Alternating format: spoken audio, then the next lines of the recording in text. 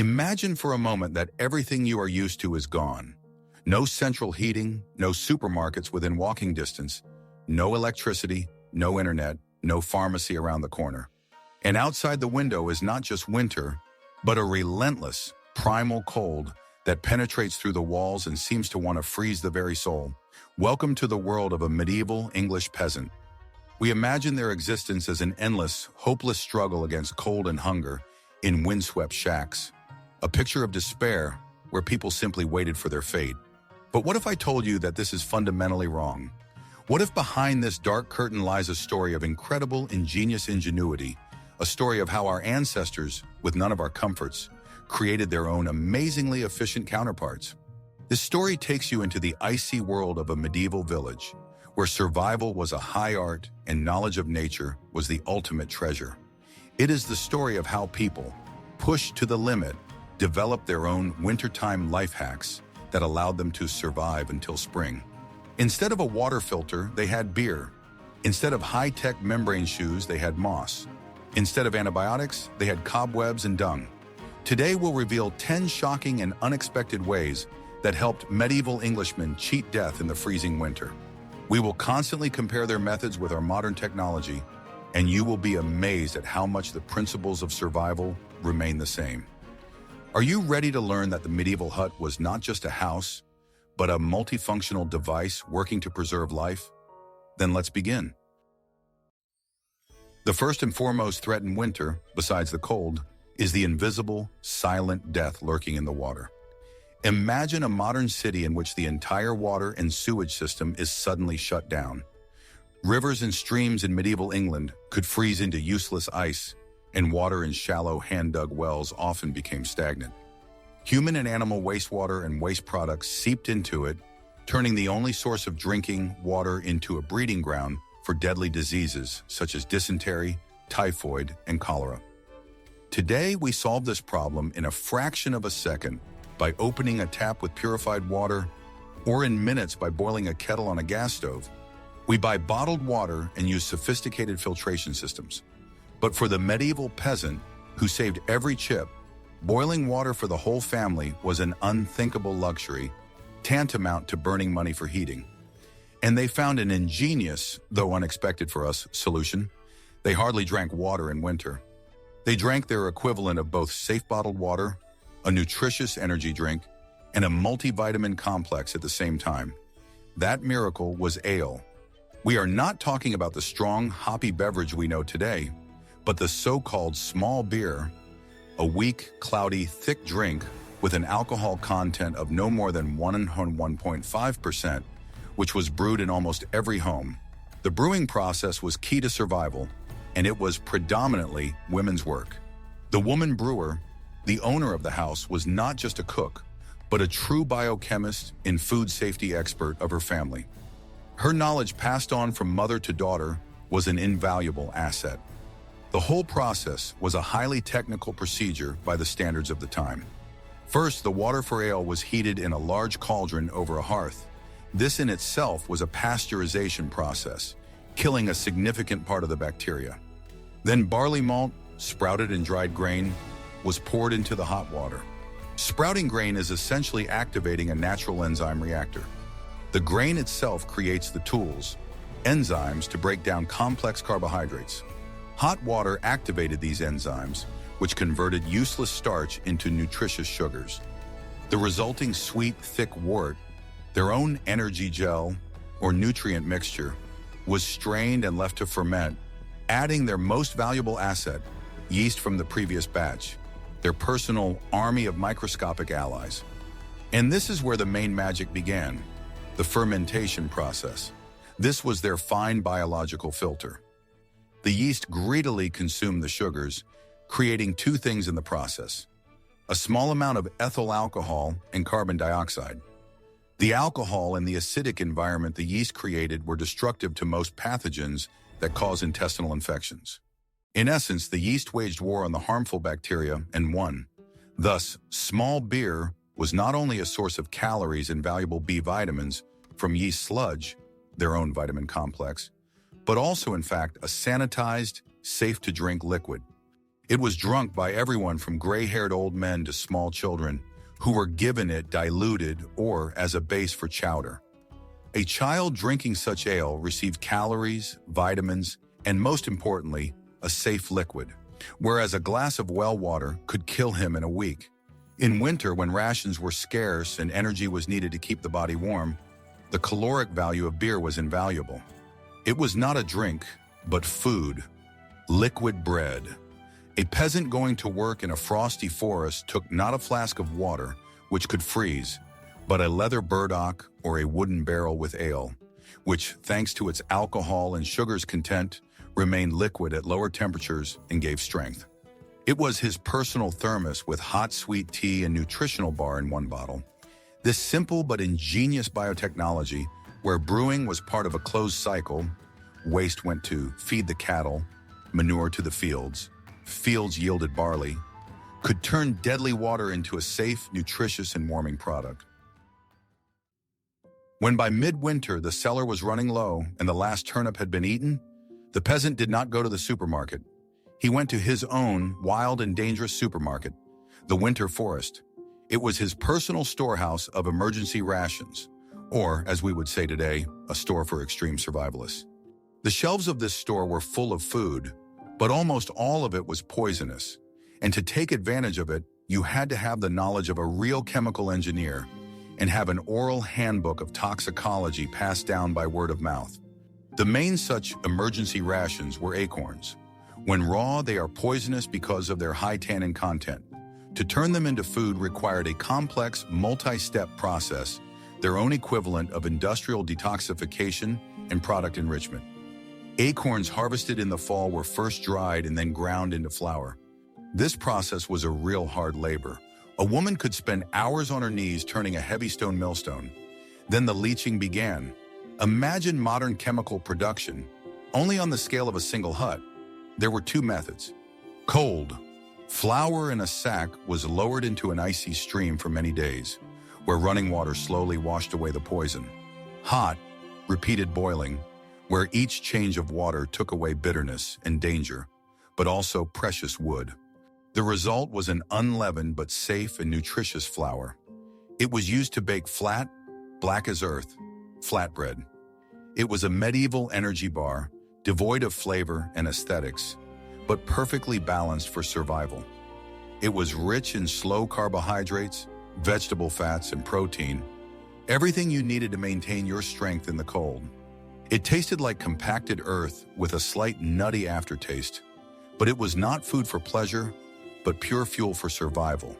If acorns were not available, an even more extreme product was used, the inner layer of tree bark, the cambium.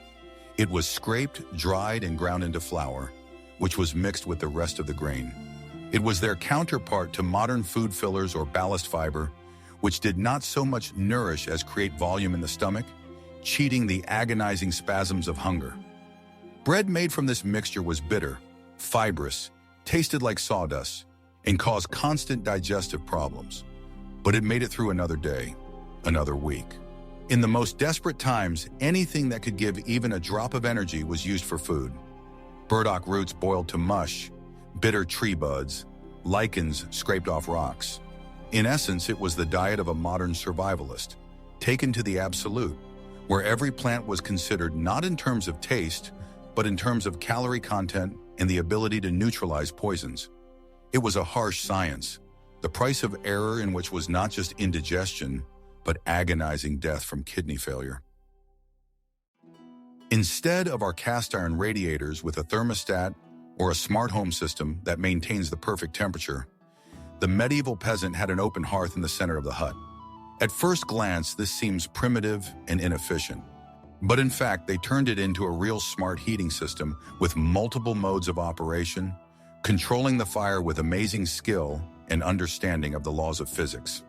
The main problem was not so much generating heat as dealing with catastrophic heat loss. Their hut was like a modern house with disgusting insulation and constantly open windows. The hut without a chimney worked like a wind tunnel. Hot air from the fire, according to the law of convection, rushed to the hole in the roof, taking precious heat with it and sucking in icy air through countless gaps in the walls. Their task was akin to a modern engineering problem: how to optimize the thermodynamics of an enclosed space. To solve it, they invented their own slow-burning mode, or eco mode. When the main heat had already been created with dry, fast-burning wood, turbo mode for cooking and quick heating, one or two massive raw logs, the so-called backlog, were placed on the hot coals. The damp log was not burning brightly. It began to smolder slowly, sizzling and drying right in the hearth, emitting a great deal of thick, dense white smoke, which was actually a mixture of water vapor and the products of incomplete combustion. This heavy, moist smoke did not go straight up. It slowly spread under the thatched roof, creating a dense, visible smoke cushion. This cushion acted as a thermal seal or vapor barrier membrane, physically preventing warm air from escaping quickly. It significantly slowed convection and sealed the heat inside the room. This was their ingenious counterpart to the modern heat recovery system, where the energy was not thrown outdoors, but was trapped and reused for heating. The back bar could smolder for almost 24 hours, serving as a constant, economical source of background heat. It worked like a heat accumulator or infrared heater. Heated by the main fire, it then slowly radiated a soft, deep warmth to the walls, floor, and objects in the hut, even when the main flame was already out. This helped to smooth out sudden temperature fluctuations. The peasant was the operator of his own heating system. His knowledge of the properties of different types of wood was his software. Oak burns long and hot, ideal for a back bar. Ash can be burned even raw. Birch gives plenty of heat but burns through quickly. Pine is full of resin and shoots sparks dangerously. He manually adjusted the power and mode of operation of his hearth, changing the types of wood and their placement. It was not just a campfire, but a complex, controlled, and surprisingly efficient system where each type of smoke and flame was used for its specific purpose. The hearth smoke, which seems to us today to be the main drawback, the curse of the medieval hut, was in fact its most ingenious and underrated feature. It was their own, organic and absolutely free built-in multifunctional defense and life support system. Imagine a modern smart home system that simultaneously controls heating, air conditioning, alarms, and even kitchen appliances. The medieval hut, thanks to smoke, did the same thing using a single processor, the hearth. It was their equivalent of an antiseptic, insecticide, fungicide, and wood preservative in one bottle. The main enemies of any wooden or thatched structure in England's damp climate were invisible destroyers: water, mold, mildew, fungus, and insects. A hut roof covered with a thick, up to half a meter or more, layer of thatch or straw was vulnerable. This was their version of modern mineral wool insulation. It kept the heat in because of the air layers. But unlike min wool, straw was organic and prone to rot. Rain and fog soaked it with moisture, creating an ideal environment for mold and mildew that could ruin a roof in a few seasons. But the constant smoke slowly seeping through the thatch solved this problem. The chemicals in wood smoke, creosote, phenols, formaldehyde, and acetic acid, settled on the straws, soaking them through. It was their deep chemical impregnation for roofing that made the straw unpalatable and poisonous to microorganisms. It killed mold spores, repelled insects, and even mice that couldn't stand the acrid smell. As a result, the roof, which in normal conditions would have rotted in 5-7 years, in such a smoked state could serve 20-30 years and more. The same thing happened to the supporting wooden frame of the house. Massive oak beams, constantly fumigated by smoke, were covered with a black, shiny, resinous patina. It was their version of industrial pressure treating wood or coating it with a modern pest control varnish. This layer was impervious to moisture and, more importantly, poisonous to wood-boring beetles, which were the real scourge of wooden buildings. The smoke created an impenetrable armor on the surface of the beams. The whole house, black and smoky on the inside, was, in fact, mummified, preserved for long service.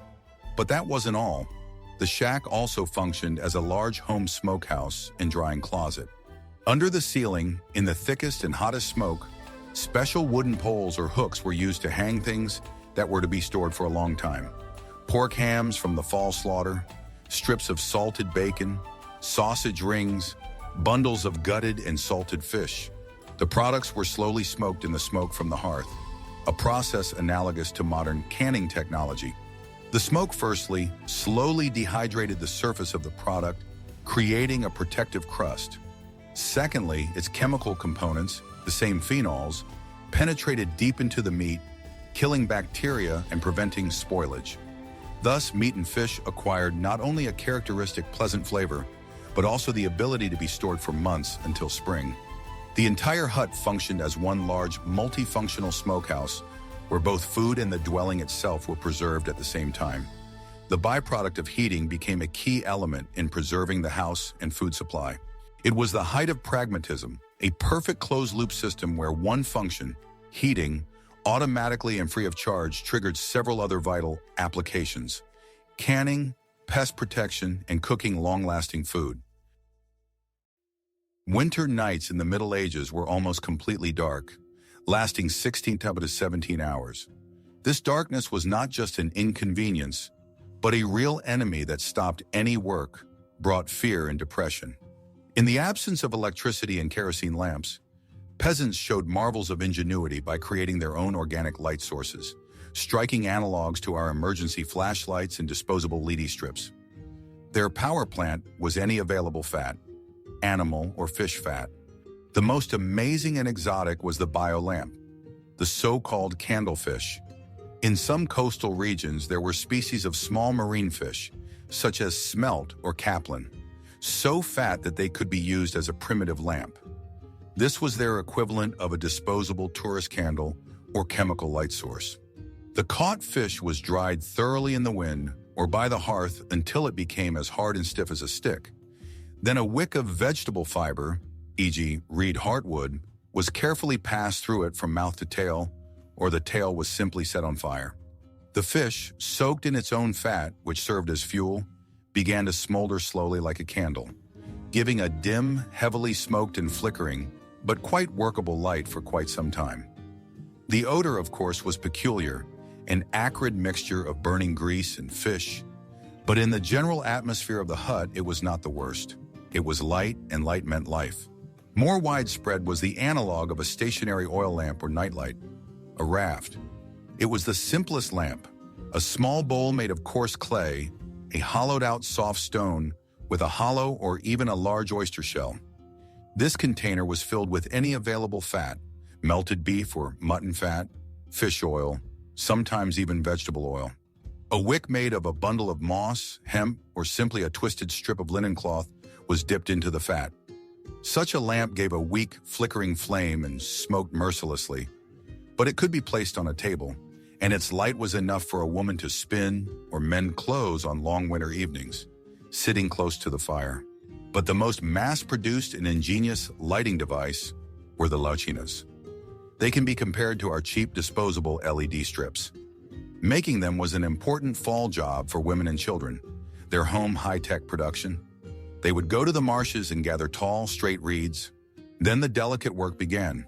It was necessary to carefully peel off all the green skin, leaving only one thin, narrow strip, which served as a backbone so that the porous core would not fall apart. Then these long, white billets were repeatedly dipped in a cauldron of melted animal fat, which was absorbed into the porous core like a sponge. Each layer of fat made the billet more long-lasting. This process is somewhat reminiscent of modern 3D printing, where an object is created layer by layer. Such a grease-soaked stick fixed in a simple metal or wooden clothespin holder burned surprisingly brightly, giving an even and clean light, much better than the carpentry. But it had a great disadvantage. It burned very quickly, only in 15-20 minutes, giving off a strong odor of burning fat. Therefore, for one long evening, one could prepare a whole bunch of such beams. They were lit one at a time when bright light was needed for fine work. This bright, albeit short light allowed women to spin and weave, and men to repair tools, continuing their productive lives even in total darkness. It was their way of extending the short winter day and defeating the overpowering darkness. In winter, feet were one of the most vulnerable and important parts of the body. Constant contact with frozen, wet ground, snow, and mud threatened not just discomfort, but serious frostbite and disease. Simple leather shoes of that time, sewn from 1 or 2 pieces and lacking a thick sole, were their analog of light summer sneakers or moccasins. They did not protect at all from either cold or moisture. If a peasant got his feet wet or frostbitten, he risked not just his health, but his very life. Illness meant inability to work, which meant hunger for the whole family. And here the ingenious natural material, moss, came to the rescue, which transformed their primitive shoes into the likeness of modern high-tech trekking boots with Gore-Tex membrane, Thinsulate insulation, and anatomical antibacterial insole. They did not use any moss, but a very specific kind, sphagnum, also known as peat moss or bog moss. Gathering moss was an important fall harvest. Women and children knew where to find the thickest, cleanest, and lush cushions of sphagnum in bogs and damp forests.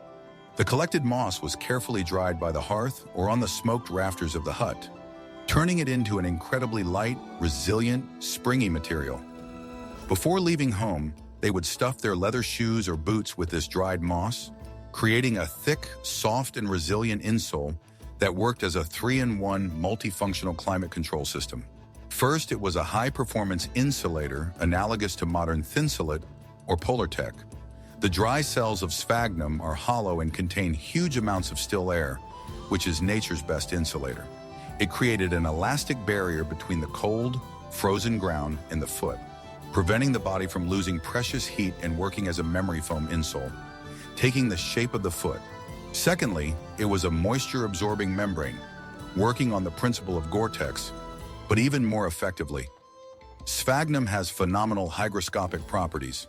It can absorb 20 or even 30 times more moisture than it weighs. If the shoe got wet from snow or puddles, the moss, like the modern super-absorbent polymer in diapers, instantly absorbed all the water, drawing it away from the skin and leaving the foot itself relatively dry.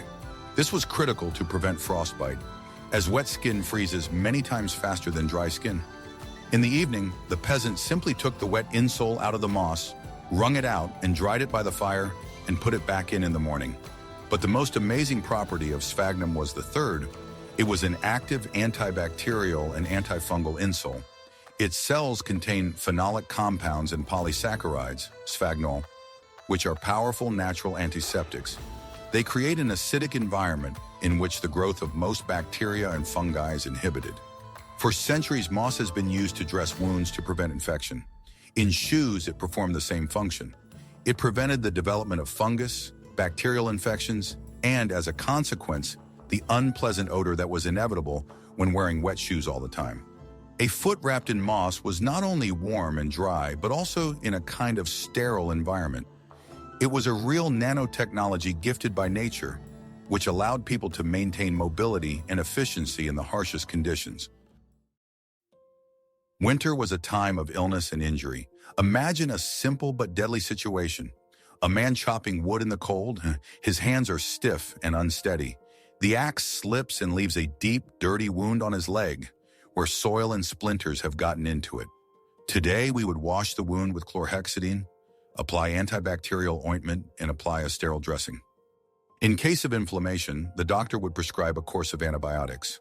But in the Middle Ages, in the absence of a modern medicine cabinet with its arsenal of antibiotics, antiseptics, and painkillers, peasants were forced to use their own, shocking but sometimes surprisingly effective folk medicine. Their medicine cabinet was literally at their feet. They used fresh, warm cow or horse dung as a compress or poultice for boils, deep splinters, or joints inflamed from rheumatism. This was their equivalent of a modern warming ointment, a physical therapy heating pad, or even an osmotic patch. From a hygienic point of view, it seems to us absolute madness because of the enormous risk of contracting tetanus, gas gangrene, and sepsis. But this desperate method had its own crude pragmatic sense, based on centuries of observation. First, a warm-wet compress, their version of therapeutic warming, dramatically improved blood circulation in the affected area. This helped the body's own defenses, the white blood cells, get to the site of infection and fight faster. Secondly, the heat and moisture softened the skin, which accelerated the maturation of the abscess and its breakthrough. In a world where there was no sterile scalpel to open a pustule, this was the only way to help the body get rid of the pus. Finally, there is a theory that the dung of herbivorous animals may have contained microorganisms that produced natural antibiotic substances. Although this was a game of Russian roulette, it was a desperate but sometimes workable method. Another surprising and much safer remedy was the common spider's web. Clean, thick cobwebs from the corners of a dark barn or hut were carefully gathered on a stick and used to stop bleeding from small cuts and wounds. It was applied directly to the wound. It was their multifunctional hemostatic patch or even surgical glue. Today we know that this practice has a solid scientific basis. First, spider webs are rich in vitamin K, which promotes blood clotting. Second, its fine but incredibly strong threads intertwine to create a mechanical mesh that acts as a framework for platelets, helping them form a blood clot much faster. It was the analog of the modern hemostatic sponge. In addition, spider webs tend to be dry and clean, and some research suggests they may have weak antibacterial properties. It created a breathable but protective barrier, their biodegradable smart patch that fell off on its own along with the scab. For coughs, the main scourge of winter, they made syrup of boiled turnips with honey, if there was any, their plant-based cough syrup. Turnips contain substances that liquefy phlegm, and honey is a known natural antiseptic that soothes a sore throat. And fresh urine could be used to wash dirty wounds when there was no clean water or ale available. It sounds repulsive, but urine is virtually sterile the moment it leaves the body and contains ammonia and urea, which have weak antiseptic properties like modern hydrogen peroxide or chlorhexidine. It was a medicine of desperation and extreme measures, where risk was often justified by the hope of cure, and where anything at hand was used, from cobwebs on the wall to manure underfoot. When the supply of salted meat in the barrel was running low and the spring calving of cows was months away, the peasant family faced protein starvation. Lack of protein and fats meant the inability of the body to produce enough heat, weakness, and muscle atrophy. And then another hunt would begin. Not the noble hunting of a lord for deer in his forests, which for a peasant was forbidden and punishable by death, but the quiet, inconspicuous, and desperate hunt for vermin. This was their analog of modern urban hunting, or extreme survival in the metropolis, where the source of food becomes what swarms near a person. The main prey was the ubiquitous rats and mice, which were abundant in the barns, in the haystacks, and in the straw bedding on the floor of the huts themselves. They were caught with simple but effective snare traps, which every man made of wood and stone, or with small, skittish terrier-type dogs. Caught rodents were skinned, gutted, strung on thin sprigs, and baked over hearth coals until crispy. It sounds repulsive to us, but to a hungry person it was a readily available protein bar, rich in protein and fat. Rat meat tastes like rabbit meat, and it was a real feast after a long hunger. Another important target was small birds: sparrows, tits, thrushes, buntings. In winter, they gathered in large flocks, and in search of food, they lost their caution, staying close to human habitation, where they could find scattered grain. The children were the chief bird watchers. It was their important contribution to the family income. They would set simple but clever horsehair snares on paths where the birds were looking for grain, or set basket traps propped on a stick with a long rope tied to it. A few precious grains were poured under the basket as bait and waited for hours in the cold, pulling the rope at the right moment. A dozen tiny birds caught, plucked, and thrown whole, with bones and entrails into a common pot of chowder, was their natural bouillon cube or flavor enhancer. They did not provide much meat, but their bones and organs gave the lean vegetable chowder incredible richness, flavor, and nutrition, enriching it with calcium and trace elements. They also hunted squirrels, which did not hibernate and were active all winter. Snares were set on them in trees. Squirrel meat was considered quite edible, and the small but very warm pelt was used to insulate mittens or collars. In the most desperate times, even hedgehogs, which were found sleeping in piles of leaves, their unique way of cooking was to coat them with clay and bake them in coals.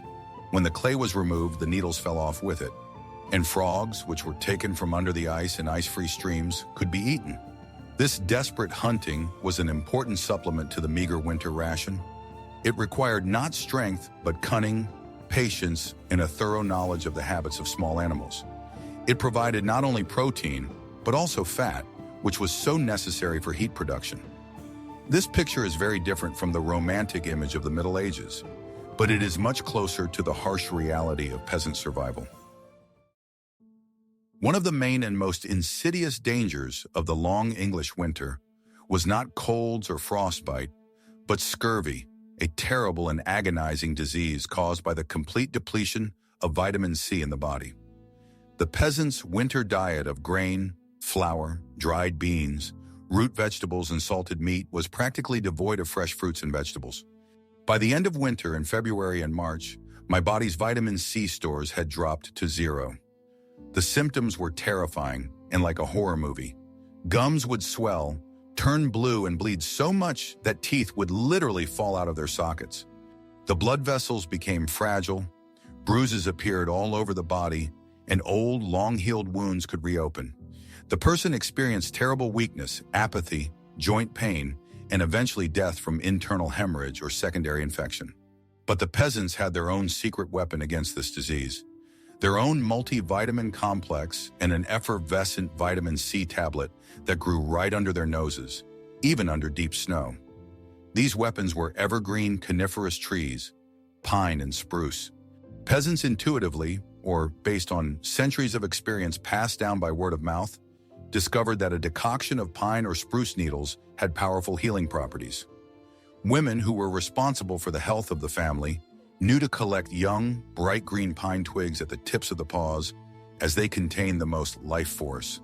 They were finely chopped or pounded in a wooden mortar to destroy the hard structure, poured with hot water and stewed for a long time by the hearth in a clay pot without bringing to a strong boil so as not to destroy the healing properties.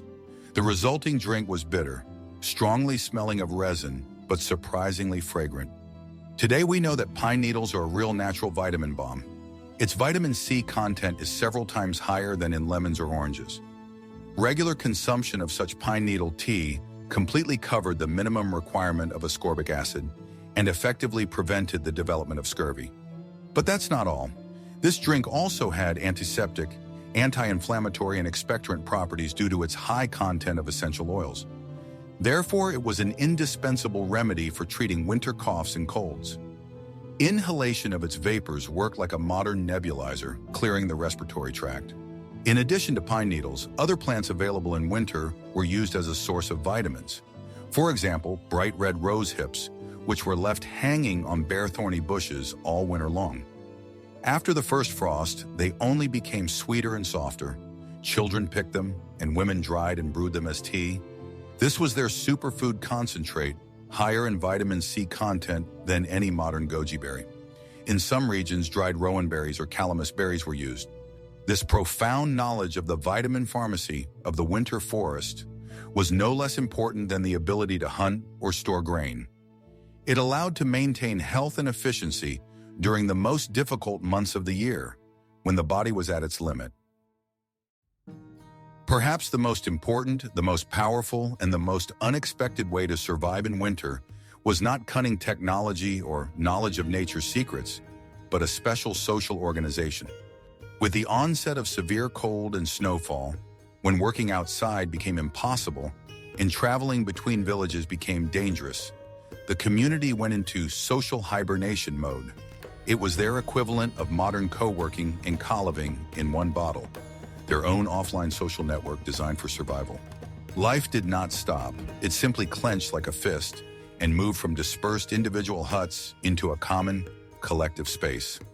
Often several neighboring families, especially if they were related by kinship, would gather for long evenings or even for days and nights in one, the most spacious and warmest hut. This was their co-living, and it was done not only for socializing, but also for purely pragmatic reasons. Instead of stoking 3 or 4 separate, inefficient hearths, wasting precious wood, they stoked only one, but a large one. The heat generated by the bodies of 20 or 30 people in one room raised the temperature considerably. During the day, this space was transformed into a co-working space. It was a quiet, measured, productive life in this common hut. Men sat around the fire and repaired tools, mending broken axe handles, weaving new harnesses from leather straps, carving spoons from wood. This was an exchange of skills and tools. Women would set up their spinning wheels in the brightest corner and spin wool together, making the winter months the main season of yarn production for future clothing. The constant, lulling, whirring hum of the spinning wheels was the true soundtrack of the medieval winter, the sound of patience and creation. The centerpiece of this life was the common pot, their version of a crowdfunding dinner. Each family brought what little they had. One hostess brought a handful of dried peas, another an onion, a third a piece of salted lard. It was all put into one big pot. The result was a thick, rich broth, much more nutritious than what each family could make individually. In the evenings, this space turned into an offline social network and media center. Old men, keepers of traditions, were their servers with a database. They told children old legends, fairy tales, stories about saints. This was their way of transmitting the cultural code, their educational content. People sang songs, exchanged news and gossip. This was their news feed. This social hibernation was also a powerful psychological mechanism, their self-help group. Working together, laughing, singing, all this created a sense of unity. People felt that they were not alone in their struggle. The community became a big family where widows and orphans were taken care of, and the last piece of bread was shared with those who had run out earlier. This dense social fabric was stronger than any wall and warmer than any fire. It made it possible to survive the winter not as a group of frightened loners, but as a single, united, and invincible organism.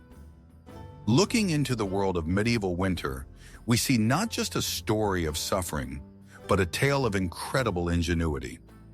We see how people deprived of our technology created their own, sometimes amazingly effective counterparts. Instead of Gore-Tex, they had moss. Instead of vitamin supplements, they had pine needles. Instead of social networks, they had live communication at a common cauldron. The story of their survival is a hymn not to suffering, but to the human mind, which is able to find solutions in the most desperate situations. Their strength was not in sophisticated tools, but in a deep understanding of nature, and more importantly, in the ability to be together. This is the main lesson of their harsh but dignified life. Technology changes, but the principles of survival based on ingenuity and unity remain eternal.